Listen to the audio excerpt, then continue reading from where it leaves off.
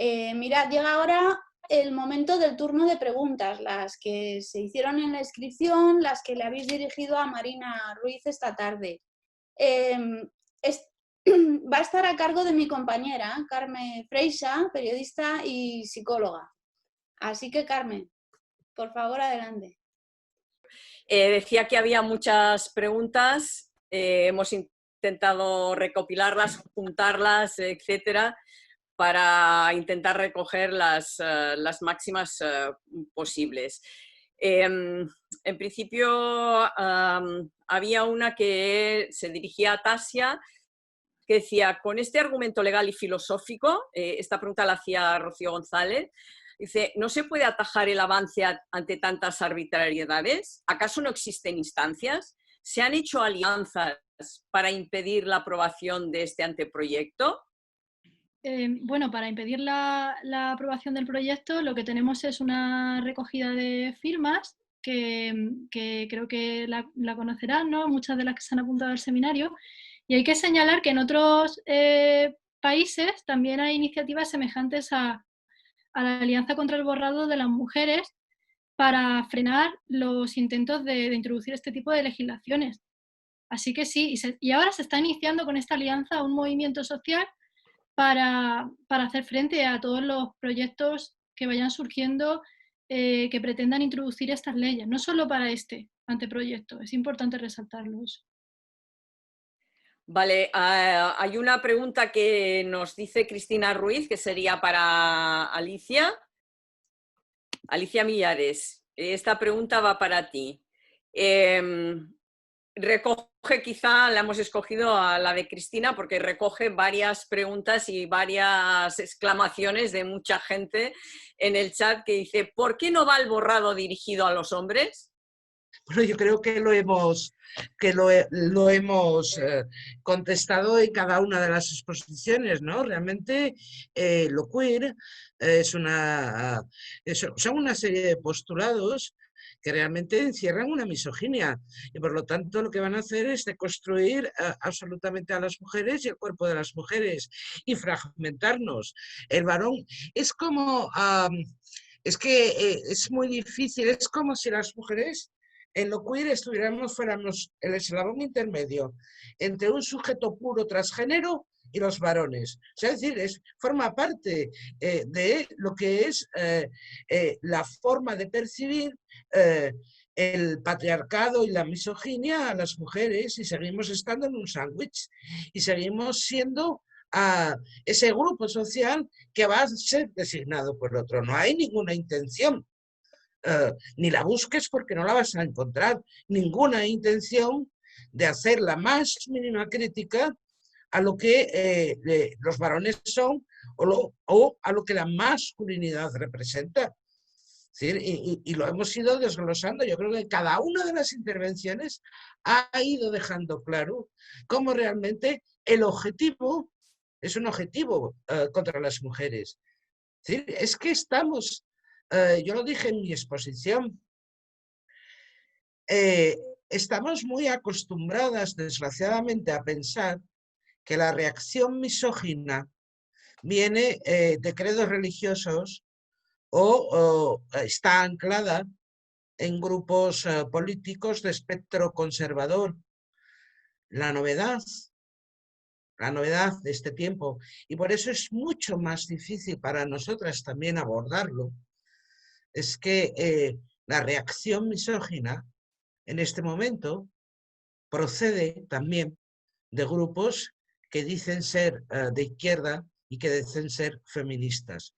Y lo único que hacen es realmente llevar a término toda la teoría patriarcal, una detrás de otra. Es que lo hemos ido viendo, Karma.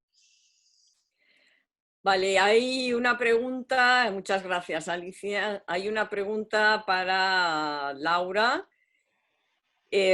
Laura, yo creo que esta pregunta de tanto de Patricia como de algunas otras mujeres que nos hablan sobre esta nueva moda de llamarle lenguaje inclusivo a utilizar la E. y que están preocupadas porque dice que esto lo que hace es realmente invisibilizarnos. Claro, tenemos que tener claro que aquí hay un neolenguaje y que es una de las estrategias que hay por parte del fundamentalismo queer para borrarnos. Es decir, si partimos de que el mundo es masculino y que el feminismo lo que quiere es poner una visión de la mujer vista desde sí misma, no desde otras personas, precisamente da lo mismo hablar con una O que con una E. El caso es que no se nos está nombrando y que no se nos está visibilizando, ¿no? Lo mismo que cis, es decir, todas estas cuestiones no somos nosotras las mujeres, no es visibilizarnos a través del lenguaje, sino que se está utilizando un lenguaje que obviamente, como ya poníamos antes, se veía en el glosario y que de ninguna de las maneras nos visibiliza. Es decir las personas no nos visibiliza. De hecho, se está viendo que se habla de las personas gestantes, que se utiliza, pues en vez de hablar de hombre y mujer, ¿no? Para hablar incluso de la mujer se utiliza una E y no se sabe si ni siquiera la víctima es hombre o mujer cuando es mujer. Así que es parte del no lenguaje y es parte de una estrategia de borrado. Gracias, Laura. Paula Fraga, hay algunas preguntas que tú podrías contestar. Una sería la que dice que esta ley de libertad sexual nos está diciendo que nos da libertad sexual, pero en realidad lo que estamos viendo y lo que están recogiendo muchas de las preguntas es que en realidad estamos como a punto de ser ciudadanas de segunda. ¿Vamos a perder derechos, Paula Fraga? Bueno, a ver, podemos hablar de pérdidas de derechos o podemos hablar de vulneración y socavación de los derechos basados en el sexo, ¿no? O sea, obviamente es muy problemático que se instituya el ordenamiento jurídico este tipo de conceptos y de postulados queer porque significa esa socavación de derechos basados en el sexo, o como ya le he llamado más ocasiones y le hemos llamado más mujeres feministas, significa la institucionalización de la misoginia, ¿no? Entonces, desde luego es un retroceso en nuestros derechos. Además, atenta contra toda la política pública de igualdad. A título ejemplificativo podemos citar la anulación de las medidas de paridad o el viciado de las estadísticas que estudian la realidad social y que se fundamentan en datos desagregados por sexo, ¿no?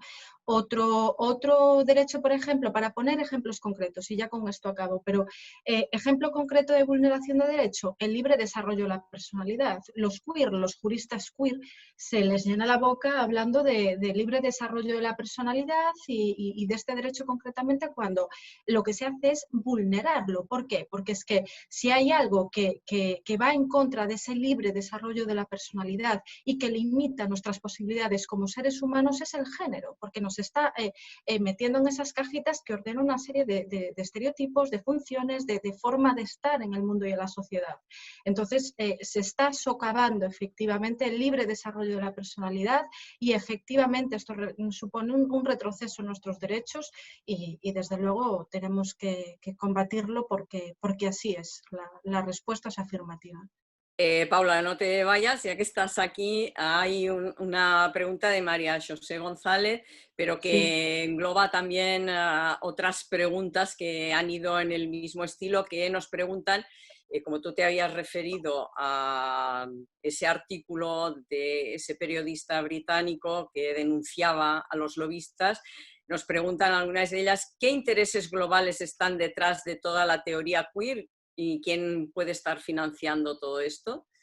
Pues mira, sobre eso tenemos precisamente a equipos de trabajo en Contraborrado trabajando, o sea, y veremos más información detallada sobre esto dentro de poco, porque lo están trabajando y no quiero adelantar nada, no por ninguna cuestión, sino porque son ellas las que concretamente lo están trabajando, tienen sus tiempos y verán cuando acaben con este trabajo, cuando se pondrá. Pero vamos, aquí no que se nos pueda acusar, uy, que si conspiranoicas, que si tal. No, aquí ni hay conspiración, o sea, es que simplemente se trata de perpetuar el status quo, o sea, de perpetuar lo que tenemos. En la teoría queer es una estrategia de legitimación patriarcal pues nueva, es una nueva estrategia. Los sistemas opresivos tienen que estar constantemente renovando sus estrategias de legitimación si quieren si quieren seguir perpetuándose en el tiempo, ¿no? O sea, y ahora, bueno, y esto se ve muy bien, por ejemplo, en los patriarcados de coerción contra los patriarcados de consentimiento. Los patriarcados de coerción, ¿qué hacen? O sea, por la fuerza están constantemente perpetuando estos sistemas. Como aquí no pueden, bueno, pues tienen que crear trampas, como por ejemplo la libre elección, como ahora todo esto que es lo queer. Entonces, ¿quién está?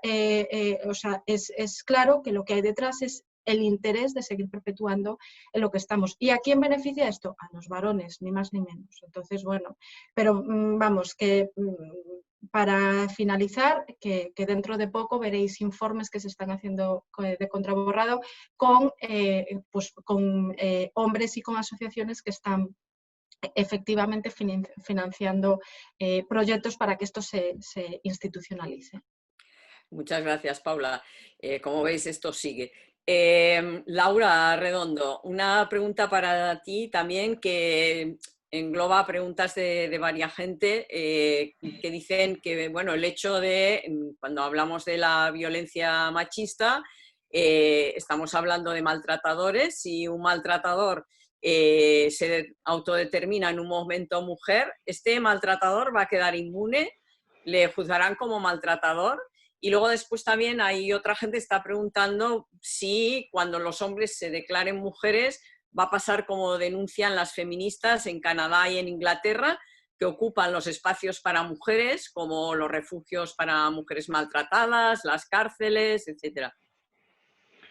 A ver si puedo enfocar todo lo que me acabas de decir. Gracias, Carmen. Lo primero que tenemos que tener en cuenta es que si hablamos de violencia de género, hablamos de que es la violencia que, como sabemos, es del hombre a la mujer, porque hay una estructura social desigual, ¿no? Entonces, en el momento, pese a que los derechos son por sexo, en el que el hombre se autodetermina mujer, como estas leyes de identidad dejan, por la simple verbalización, cuestión que tengamos muy claro que no ocurre con ninguna cuestión, ni con la evaluación de agresión sexual, ni de custodias, ni con discapacidad, con nada, solo esto, ¿vale? En el momento en el que pasa la categoría por sexo, entidad observable, a algo subjetivo, como es el género, claro, si pueden tener ventajas legales, para eso hay evaluaciones, ¿no? Precisamente eso lo sabemos mucho desde el ámbito psicoforense, evaluaciones de simulación y disimulación. La gente, si va a obtener ventajas penales, claro que se va a subir al carro. Te dicen, mira, tienes 10 años de cárcel o 2, ¿qué eliges? Está claro que mucha gente va a simular.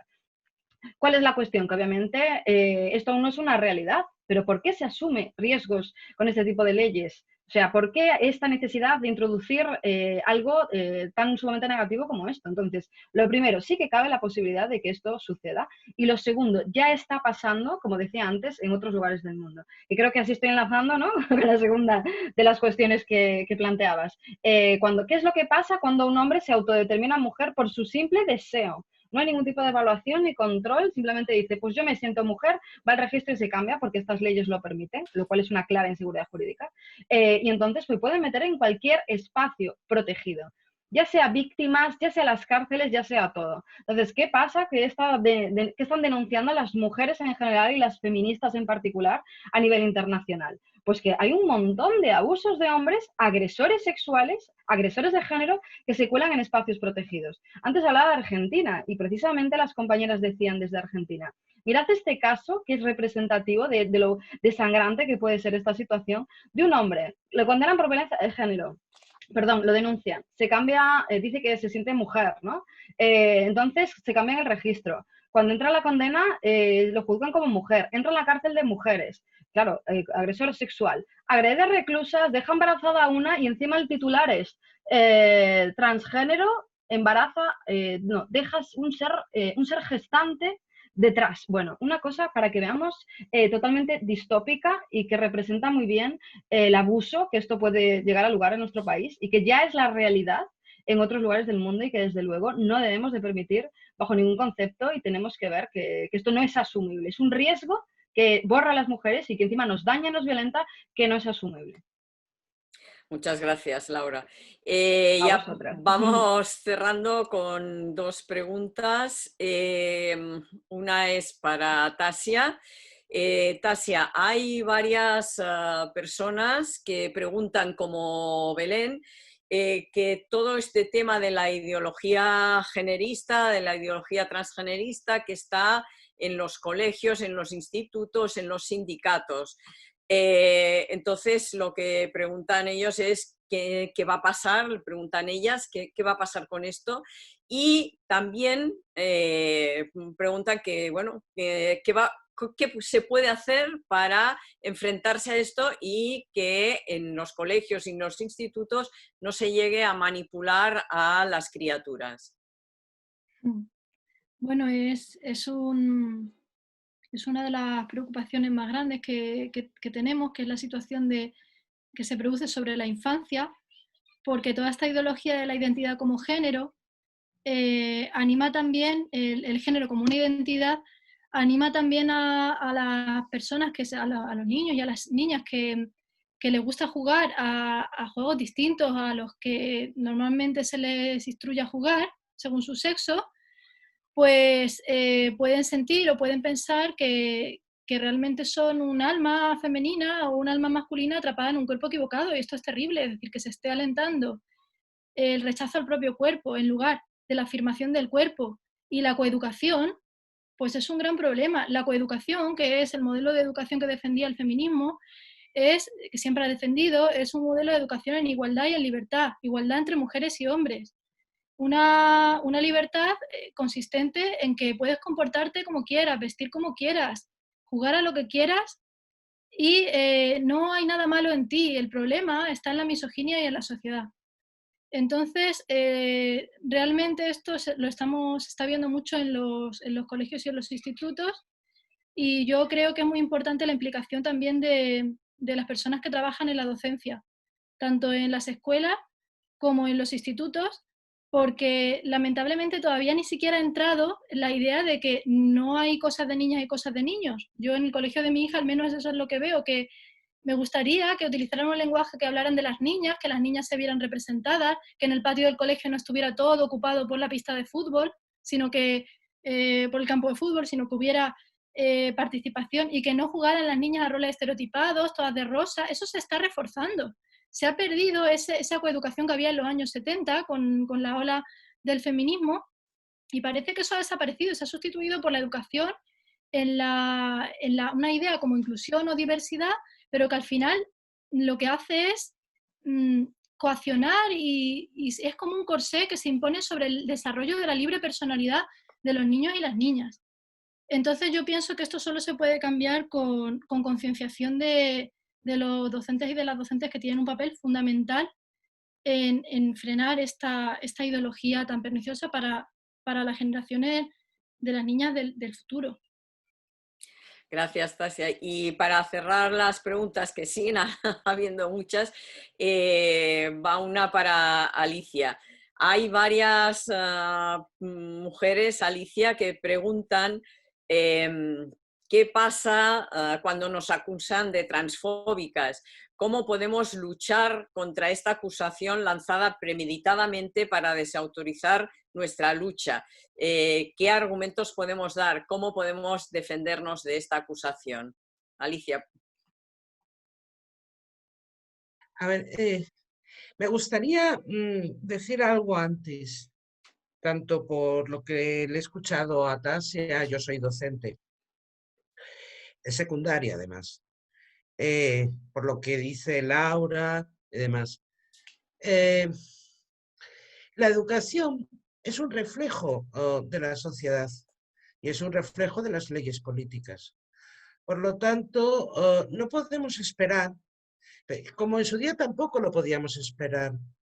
No podemos esperar ni de docentes, ni de juristas, ni de médicos, ni de psicólogos el voluntarismo, ni que tengan una conciencia plena de lo que significan las relaciones sexo-género. No se cambian las instituciones de socialización, no se cambian las instituciones de socialización, y esto incluye la educación, por el puro voluntarismo. Se cambian con las leyes y se cambian con una conciencia de Estado realmente que sea favorable a la igualdad de varones y mujeres. Por eso estamos aquí. Porque no estamos aquí para decir lo que está sucediendo en determinados contextos específicos. Estamos aquí para denunciar que a nivel global, en una buena parte de países que ni siquiera han llevado a término ni una cuarta parte de la agenda feminista desplegada en Beijing en el año 95, se han sumado a una corriente teórica que lo que hace es favorecer por otras vías la exclusión de las mujeres. Estamos aquí para denunciar la educación, sí, pero estamos aquí para denunciar a los gobiernos que hacen esas leyes favorables a perpetuar la desigualdad estructural entre varones y mujeres y a perpetuar la exclusión de las mujeres. Y a esa lucha, mira, esa lucha ha recibido muchos epítetos a lo largo de la historia. Las mujeres hemos sido criticadas, se nos han puesto apelativos de todo tipo.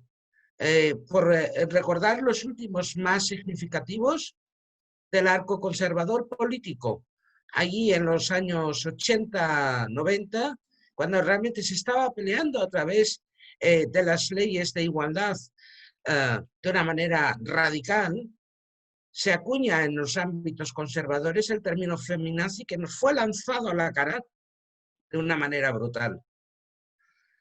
Es la misoginia. La misoginia hoy te lanza feminazi, pero también te lanza eres una transfoba. Es lo mismo. Con ello lo único que quieren es parar realmente y frenar el avance a la igualdad de las mujeres. Como bien dice Amelia Valcárcel, la acusación de transfobia no deja de ser una barbacana lingüística para que realmente no hablemos de aquello que hay que hablar, que es de todo lo que en este momento, en términos sociales, se está produciendo para frenar ese avance hacia la igualdad. Por lo tanto, yo el apelativo transfobia lo recibo con la misma tranquilidad de espíritu, tengo que decirlo, que en su día recibía el feminazi que me achacaban, o peor, que en su día me decían algunos sectores de la izquierda pura aquello de eres una feminista institucional, que también se decía con tintes peyorativos. Lo recibo con la misma tranquilidad de espíritu, porque al final de todo, saber que tienes la razón te hace combatir contra todos aquellos argumentos que carecen de razón alguna. Por eso es muy importante esta alianza. Y por eso vuelvo a concluir, como lo dije antes. ¿Sí? Y contra esa reacción brutal, misógina, que en este momento procede de la izquierda, de algunos sectores de la izquierda, lo único que cabe apelar es a la alianza de todas las mujeres y llamar a la rebeldía feminista. Lo dejo. Muchas gracias, Alicia. Claro que sí, rebeldía feminista.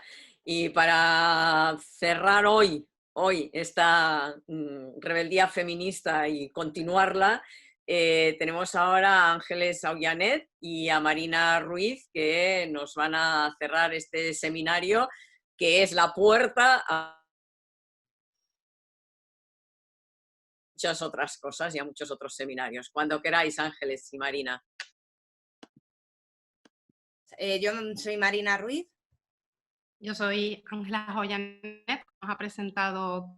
Muchísimas gracias por la asistencia a este seminario por parte de las dos. Queríamos recordar también, por las preguntas que estabais realizando, que tenemos tanto Facebook, Twitter, Instagram y canal de Telegram. Podéis buscarlo como Contra el Borrado de las Mujeres. Queremos también recordaros que esta acción es el primer paso en el camino que emprenderemos para explicar la sociedad las consecuencias de determinadas propuestas legislativas. Como hemos visto y han recordado nuestras compañeras, es esencial diferenciar entre sexo y género y hacerlo desde conceptualizaciones basadas en la ciencia, evitando la aprobación de leyes que borren jurídica y políticamente a las mujeres. Compañeras, Alianza hace un llamamiento a la acción y queremos pedirles cosas concretas. Necesitamos divulgar, explicar y debatir cuestiones que nos atañen a todas nosotras las mujeres.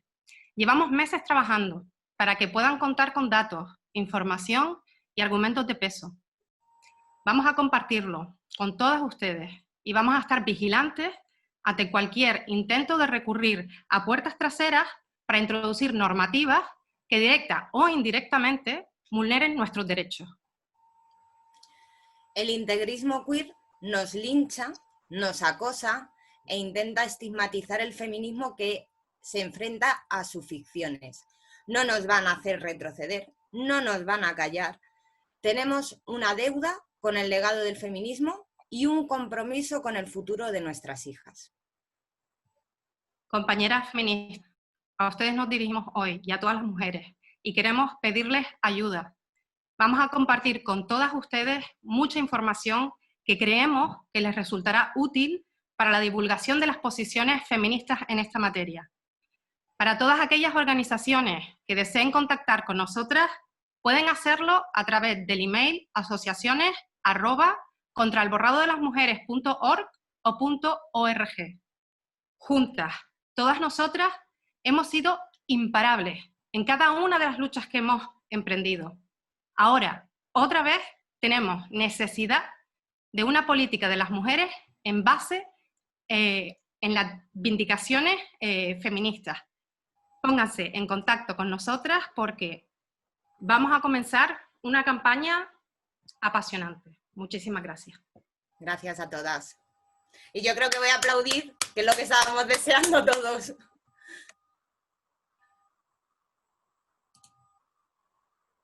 Yo también.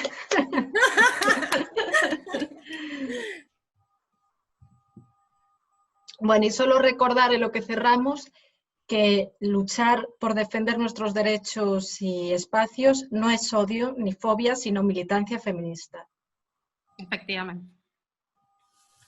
Gracias a todas, compañeras. Gracias. Gracias a todo el mundo que ha Gracias a estado todas, ahí compañeras. pacientemente. Muchas gracias.